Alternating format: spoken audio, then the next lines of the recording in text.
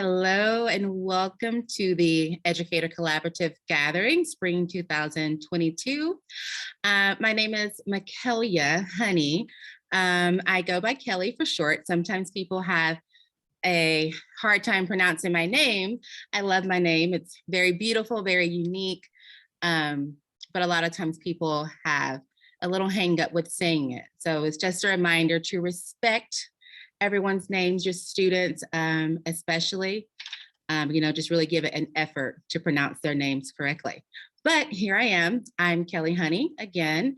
I am an associate member with the Ed Collab. This is my first year, and I've learned so much from this organization. And presenting with me, I have my first grade coworker. I'm going to let her introduce herself. Hello, everyone. My name is Dio. I teach first grade with her here, and I've had the pleasure of learning a lot about teaching reading with Kelly this year. So I am honored to be presenting with her today. All right, so if you are joining us right now, you are here for the session titled Rethinking the Approach to Teaching Reading in K-2. So that's where we're gonna start. All right, to kind of set the stage for our time together today, we're going to show a quick video that was released by the John Corcoran Foundation. I believe it's how you say his name. It's called The Truth About Reading. Okay, so we'll just play a little bit of that.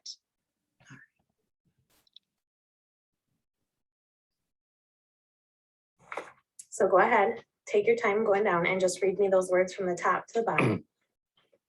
Oh, I'm sorry. Oh, you're right. Bought, interested, knowledge, peace, euphemism.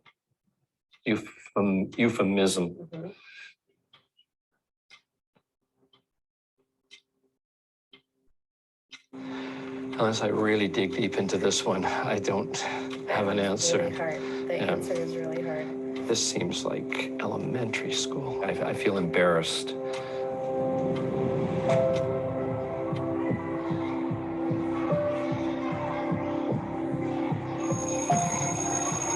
All across this country, kids are not being taught how to read the words. This is a misunderstanding that has to be exposed, that the system works for most kids and it's those few that fail. And that's a lie. Look it up, it's everywhere.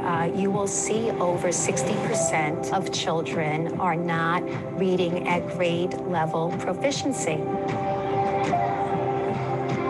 I was definitely hiding, keeping this secret to myself because I was embarrassed. More than anything, I felt like a fraud. I remember I was always nervous to get called on. The teacher would realize who would read the best. They would eventually just continue calling on that person to read. I would always struggle. 17 years I taught public high school in California. I could not read, write, or spell. We've got large challenges here in America. No greater challenge than to make sure that every child, not just a few children, every child receive a first-class education. The No Child Left Behind law. No Child Left Behind had us focused on standardized tests, which started in 3rd grade. So everyone was laser focused on 3rd grade and beyond, and kind of what was happening in K-1-2, they lost track of it. There's a notion, a belief that kids start to read because they've matured to the point where they're ready to start reading. Not correct. The reading wars, should we be teaching kids phonics or what was termed whole language? The theory was they just need to memorize a whole bunch of words, and that's what good readers do. They say, no, it's all about comprehension. But I say, well, if they can't read the words, how can they comprehend? It's almost like suggesting that a child who was listening to Mozart all their life, you put them in front of a piano and you say, now you play Mozart.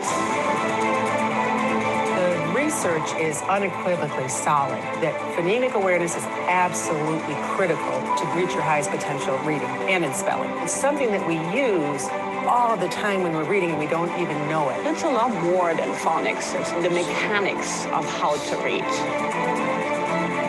My daughter first kindergarten year, I was in the classroom. I saw their teaching instruction. She had directed them away from the words, look at the picture. Do you think it's a bear or is it a fox? It stopped me in my tracks because it was everything that I had taught myself to do to look like a good reader.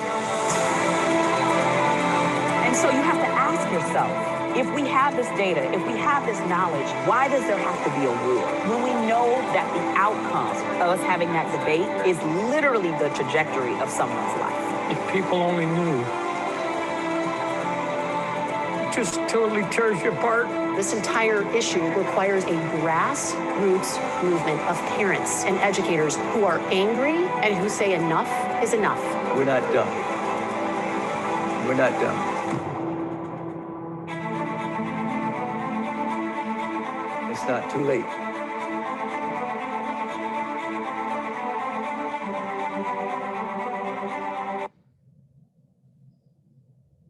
All right. So as we move on,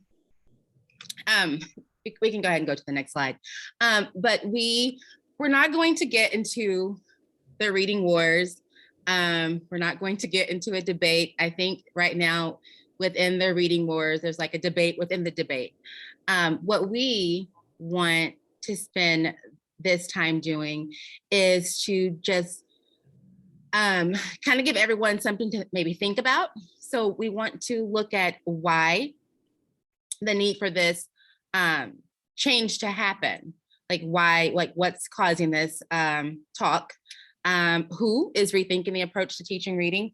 There are some authors out there who have, gone back to look at their research and looked at the materials they have previously put out, and they're rethinking their approaches.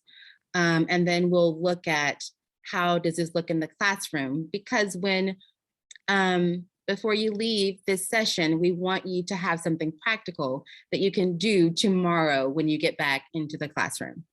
Okay, so that's how we're going to roll with this session. And if you hear things like noises, we're at school recording and the sports students are being dismissed.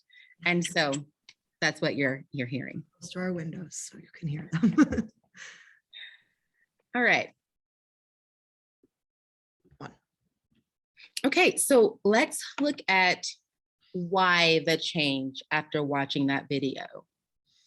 I don't know if anyone else after watching that video almost felt like, I know I personally felt like I was about to cry. Like I've watched the video a few times, and even just from the very beginning, like that man in the beginning trying so hard to read, and like we see it with our young kids all the time, but then seeing it with a grown adult, I think really, I don't know, brings a lot of emotions that like something that we do here at such a young age can impact and change, like they said in the video, like the trajectory for the rest of your life. And it's eye-opening to see those types of videos and the statistics that we have here. I agree with you, Olivia. Gives you goosebumps all over. All right, so let's look at some of the reasons why.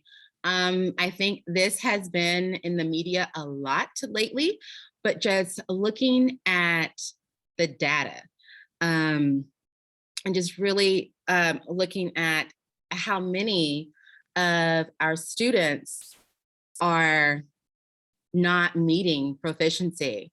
Like what stood out to me is that among the fourth graders, like, only 9% of the fourth graders performed at an advanced level. So that was kind of eye-opening. And so this data, and then also the next slide. And also here we have the data that shows this, it's an equity issue within minority and urban communities. And so I think if we bring the foundational skills back in K-2, we can close some of these gaps and really teach everyone at the same level. Okay, so that's the why behind so many people starting to rethink, okay, this might not be working. Right. I think if you're looking and you're like, I'm not a 4th grade teacher, I'm not an 8th grade teacher, but what we're doing in kindergarten, 1st, 2nd grade impacts how they perform in 4th grade, 5th grade and above. Absolutely, for the foundation. All right, so let's look at who is starting to rethink the approach to reading. Some of the strategies people are starting to think, you know, they may not be as effective as people once thought they were. So here's some faces a lot of you probably know, especially, you know, like Jennifer Saravallo. She's very popular in the literacy community. I know a lot of teachers, you know, go to her books for ideas and strategies. So she also started to rethink about some strategies she had previously published. And when she first put out the rewrite, which we will kind of talk about in just a little bit, but when she first presented this, she presented it with this, you know, I put this out before, but now I've grown as an educator, as we do every day. She says, you know, I've grown as an educator, I've done more research, and I admired her for that. It's like, because that's what we do as educators. But then there were some people who were not as kind, I guess, to her rewrite. But I think we should just all remember that, you know, being an educator, we're learning as we go all the time. So it's important to be kind and respect each other's journeys and opinions. So that's her. And then Lucy Calkins, again, very known in the literacy community across the world. She's also rewriting, or the Teachers College is rewriting the units of study. I think I've heard that it might be released in summer of this year, but hopefully before August. And then the authors of Shifting the Balance, they host like a little workshop where we kind of look at rethinking some ideas in balanced literacy and how we can bring phonics and then language comprehension together. Okay, so in particular, we're going to look at the Reading Strategies book on the next slide. So if you have the book, you can go on the next slide. Yep, if you have this book at home or at school, you can go on the Heinemann website and register this book, and you'll have access to the revised chapter 3. She, as far as I know, she hasn't released like a new rewrite of the entire book, but the rewrite is available if you go on Heinemann and look there. And we are going to look at a couple of things she decided to change. Okay, so the first one we'll start with is check the picture for help. You know, probably heard in the video that mom who struggled as a reader herself, you know, heard that her child's teacher was, you know, teaching this particular strategy, but it's check the picture for help. But basically, the strategy was something like, just make sure you're reading the pictures and the words, check the picture and think about what word this might be, you know, so then kids would look at the word bird and not know, and they start, you know, looking for pictures. Is it a bird? Is it a bat? Is it a bear? So she thought a better way would be to teach kids to sound it out. Look at the letters left to right, say the sounds, blend together. And then check to see if your reading makes sense. And if you notice in the graphic, her little anchor chart that she includes in her books, she puts, don't guess it.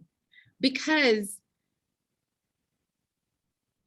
kids are going to, especially when reading doesn't come easy to some kids, they're going to naturally like develop these habits as a reader to help them get through the reading. They're going to look at the picture and guess, but we don't want to explicitly teach them that kind of strategy. Olivia, did you want to add something to that? I think we just need to keep in mind that if we teach this as a strategy and it becomes kind of a crutch, and we know as they grow out, like we are looking at all the statistics of like third and fourth graders, and that's really when a lot of those books shifts to having more words and less pictures. So we've taught them a strategy that won't carry them for the rest of their life to be successful in readers, because we all know that we read books that don't have pictures in them anymore. So if you start to understand what the letters do and how the words and letters work together, you'll have that strategy forever. And that's important for readers. Exactly. I totally agree that we want to help them lift the words from the page. And we do that by teaching sound letter relationships. Another strategy that she kind of revised, the skip and return. I think in some resources it was called Skippy Frog or Skippy something. But it was more like skip this word, come back to it and see if you can figure it out after reading the entire sentence. So she shift that focus from don't just skip it, let's try it. Because if you give kids the tools to word solve, then they're able to word solve independently and they won't feel so intimidated and just skip over the word. If they know the code, they'll put it together and figure out the word. But yeah, she just mentions like, don't just try one thing. And in her little graphic, she includes diagraphs, blends, letter strings, all those things we do in phonics. And Olivia is going to talk more about that in just a little bit when we get to show you how it could look in the classroom. Yes, exactly. Okay, and just some other notable, oops, sorry. Oh, it was notable. Oh, it's fine. Notable strategies. She adds the cut off the So that's really important. In the K-2 classrooms, we want to be producing sounds that are clear and crisp, so that doesn't transfer in their writing or in their reading. So when she says, like the example, the bat, and when kids say "buh," we want to cut them, to really clean it up, make it short, "buh," and like, or even the C, like "k." So if they say "k," we want to really cut that off, because when they start to transfer that into their writing, we run the risk of them writing "cu." So we want clear sounds like "k," "t," "p."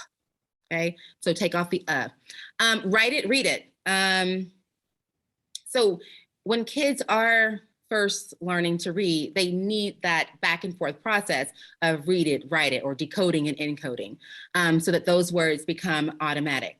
And then she also included syllables. Now, some people, again, depends on which expert you ask. Some experts say teach syllable types to help kids break apart multisyllabic words. Some experts say, I have never taught syllable types in my life. And they're okay with that. But I personally do like to teach syllable types. And I know also in the Orton-Gillingham methodology, you also teach the different syllable types to help kids make sense of how words work. Okay, so notable strategies there. And so now that we talked about the why and who's changing, we want to show you how that could look in the K-2 classroom. Yes. All right, like Kelly said, I'm going to kind of talk about what this looks like in a K-2 classroom. Like we said before, we're both first grade teachers. We're right across the hall from each other right now. So we're going to show you what we do, how we kind of structure our lessons, and we're going to show you a couple of examples of our kids in action and what we're doing almost every day in our classrooms with our kids with phonics and phonological awareness. So the possible lesson structure and what we try to do every single day in our classrooms is to start with some phonemic awareness in the beginning of the year, this is a little bit heavier and then kind of gets shorter as our year progresses. Review the skills, introduce the new sound spelling, blend the words, automaticity, decodable text, and then word work. And we'll talk a little bit more in depth about all of those now. So phonemic awareness, like I just said, adding 5 to 10 minutes in the beginning. Like right now, every day, we're still doing 5 to 10 minutes of phonemic awareness, even though we're in April, March, April, yeah. And so the reason for this is just to help to make sense of the alphabet and the sounds and understanding how the word parts come together. Like that video in the beginning said, like, we are using phonemic awareness every single day, and kids are using it in their reading and writing every single day. So it seems like a missed opportunity to not be teaching those skills to them to help them understand what they're learning. I just want to add real quick what Olivia is saying. Yes, we do this like every day, but I'm just looking. So I left that IMO on there. I didn't go back. IMO, in my opinion, I was just going to add that in my opinion, and again, depending on who you ask, they might have a different expert opinion, but the phonemic awareness can be done with the letters. This year, I have found it to be a bit more effective when we do like the word training or things like that. And I just, like Olivia was saying, that the phonemic awareness, it lays the foundation for the process of orthographic mapping to happen. And so I just wanted to throw that in there with the letters. That's good. I didn't even talk about the pictures. Like we have the picture of the sled there, which you can do, like my kids have the Alconin boxes that they can use, but we also sometimes just do it if we're doing it quick with on the slides together. We do our sounds like sled, blend it together. So you can do it as in-depth as you want with the actual Alconin boxes and dots in front of them, or you can, and now we're a little bit stronger in it. We don't need always the paper in front of us. We can use our hands and other tools. And then the next part is to review the skills, like previously taught skills that, or letter sounds and things that will match kind of what you're going to be teaching that day. So for our example today, we're going to talk about vowel, where the lesson and everything that we're showing is kind of vowel teams, AI, AY, for that long A sound. So when you're reviewing, this would be a good time maybe to go back and talk about the long A sound that we've already learned, which is the A silent E. And okay, we know that sound, but it might look different now with a different pattern. And that would be a quick review. Anything else, Kelly, or the next part?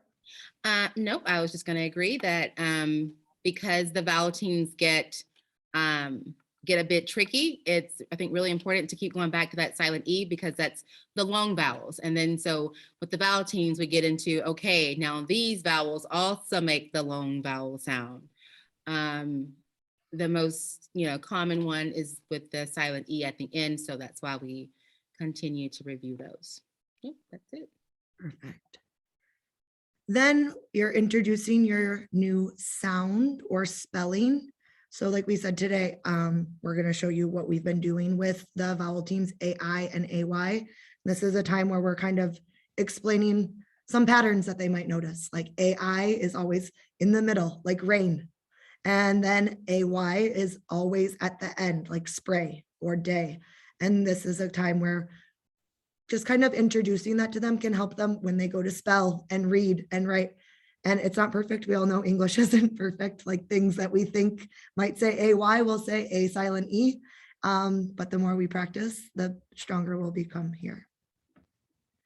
Yes. And then the next part is that we would start to explicitly teach sound pattern or the spelling pattern here by blending the words. So I'm just going to show a quick video. Can I just say something real quick? So Olivia is about to share how the blending looks in the classroom, but I also just want you to notice Olivia's instructional strategies. Like notice how her routines are very much in place and how that just leads to effective instruction.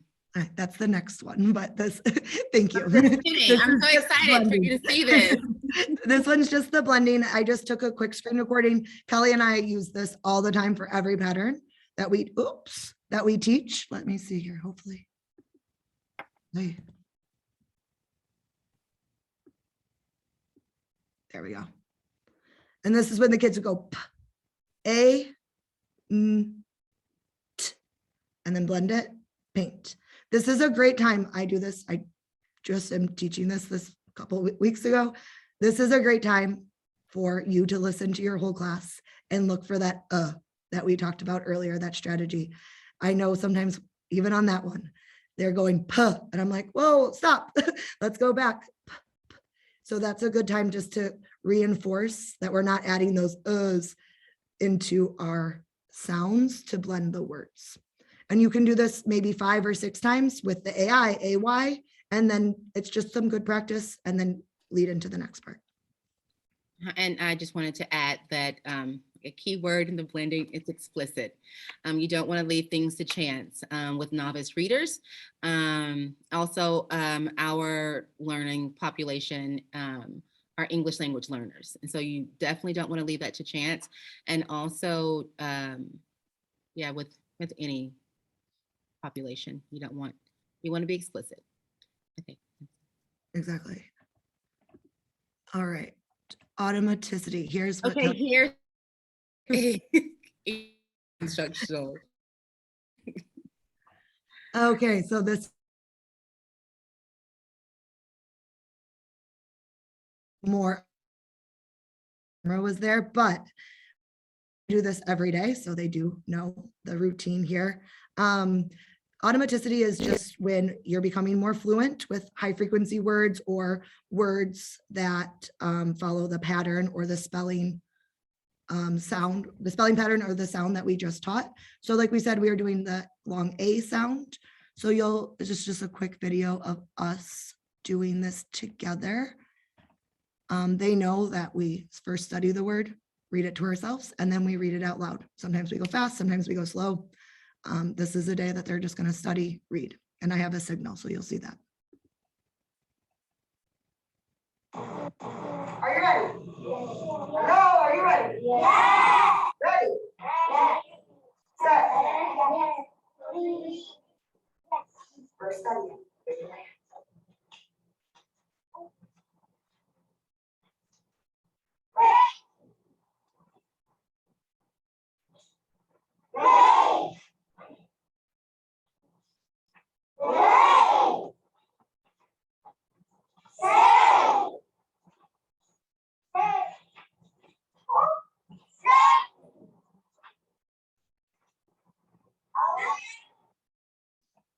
So there was more that went on after that. I just kind of cut it there. And then the front, you can kind of see it there. The play is marked, but I just show that slide every time. They know it has the instructions, study, read, and then read out loud. So it's good practice there. Anything else there, Kelly, to add? I just wanted to stress the importance of this word level reading and isolation for beginning readers. And also just the way you set up your procedures. You know, the way Olivia's doing it now, or just showed you, it allows kids the chance to decode in their brains, and it allows the kids who might, take a little bit of time to, get those sounds together, to blend them to blend. It gives them time to process that without people just shouting and not giving them the time to think about it. No, I agree. It's really great. And I have some kids that I don't hear their voices a lot. And this is a time, because they know everyone's yelling, that all of a sudden I'm like, oh my God, you hear them, and it's exciting. So it really is great. And then this automaticity leads right into the decodable text. Like right now you're reading the words in isolation, and then you want to practice using those same sound patterns and the same spelling pattern now in a decodable text. I think it's important to note here that it doesn't always have to be a big book. We can be a sentence, it can be a passage, it can be a poem. I write a lot of them because I can't always find something that's exactly what I want to meet my needs. And this can be teacher-led, where you read first, the sentence, and then the class kind of share reads and or quarterly responds. Or you can have, we're at the stage now in April-ish where sometimes the student goes up and leads and they'll read a sentence and someone else. And then, or you can also give kids an opportunity to have the books in front of them. If you have something like that where you have a printed copy of the passage, and then you can show it on your board, and then you read and they read, or they can turn and read. And so it's a lot of reading and repeating to kind of get that practice, and also to hear the expression. And we always say, like, not to read like robots, like a lot of them, they just came out of blending words together, and now they're into the stage where some words click, but now it's getting that fluency in reading, that we're not reading like a robot anymore. We're trying to read like we talk. So where we're at now, so we started with the sound level. That's with our phonemic awareness. And then we go into the word level. And then the decodable text takes us to the sentence level. And so everything is connected, and we're giving kids multiple exposures with different words or different word patterns. All of this to try to make these words stick so they can have automatic retrieval and not have to decode so much. And I think we're ready for word work. Yes, and the last part, the fun part here, is the word work for encoding and decoding. This is a time just to let students practice and explore with that sound that you worked on. So the example that I have here is, that we have here, is all the, like you can see, it's chain, shape, day, spray. So it's all the patterns of the long A. This, I didn't give this to them on the first day that we taught AI and AY. This is at the end of, now they know that long A can be made by A silent E, AI, AY. Let's practice. So you can see they have some letter cards. So the objective here was for them to first work with their partner to build the words with the letters. And then after they had built it, they were writing it on their paper. So just that practicing of actually taking that pattern and spelling it and reinforcing that sound with the spelling and writing as well. So this is just one example. A lot of other things you can do is we do word sorts, like by sound and pattern. We can do things with the magnet tiles. And dictation. Yes, dictation on whiteboards. Like, it doesn't have to be something as complicated as what this looks like with all the paper parts and this and that. Like, it can truly just be, get out your whiteboards and listen and spell, or it can be taking these things and sorting, or looking through books and trying to find that pattern. There's lots of different ways to do this work. All right. So yeah, so this structure we adopted from the Teaching Reading source book. If you do not have this book, you should go get it. I think I have every edition that they published. And so this is the third edition. But so if you were to try this structure, so what this allows, like following this type of approach, it stimulates multiple pathways in the brain. And that's what we want, because that's how we get kids, that's how we get words to stick. And that's how we get words to become sight words and automatic. Okay. And I won't get into the sight word versus high frequency word thing, but I will just say that, sight words are words, any word that you can recognize automatically. And that's what we are trying to do with this type of approach. And I think we are just about finished. What's the, okay. But final thoughts. I just wanted to say that, yeah, this type of approach, we're not saying leave out the comprehension piece, because language comprehension has to work together with decoding for kids to become proficient readers. It's just that in K-2, we need to be a little bit more heavy on those foundational skills, on that word decoding. And we want to be, bring meaning to the words as we're teaching them, obviously, so they have something to anchor these words to. And even, there's a lot of decodable books coming out right now. There are a lot of people shifting that way. And I think I just want everyone to just kind of understand that you don't need to get rid of any books in your classroom, but I think it's important that we do give kids these practice books or training wheels so that they become proficient and can read any book that they have. So, you know, it's good to have a little mixture of decodable text. If you're still using leveled text, have those leveled texts in any books, you know, and if your library is, organized by topics. You know, kids can get a book by topic, build that background information, or a level book, still bringing, you know, background information and that language comprehension. But then the word work piece, I feel like decodable text would be best for that. What do you think, Olivia? No, I do. I agree. I think it's crucial. I also think, I know I've shifted a lot in my practice over, like, this is my 9th year teaching, and how, like, before we're handing kids like just a leveled book, and maybe let's say they're like that are still really hard. And I think that's when some of those kids that it's not coming easy to, they start to feel this like shame of reading. And then you start giving them these books that have all these patterns that they know, and they start to feel so confident and comfortable. And I think that's all we want for our kids, all of us as teachers, is for them to feel confident and comfortable in reading and writing and those skills. And so by giving them these tools, that's all you're doing, is like helping them to feel confident and comfortable in their reading. And I think that's why we like love doing it the way that we've been doing it. Absolutely. So we've come to the end of our session. Thank you so much for joining us wherever you are, whatever time it is where you are. But just think about your novice readers. Consider, changing some things. Have an open mind, because we want to set kids up for success. Okay, thank you. Have a good day. Enjoy the rest of the workshops, and feel free to email us. We did this online and we did it in person, so we have tons of information we can share. All right, thank you. Bye. Thank you.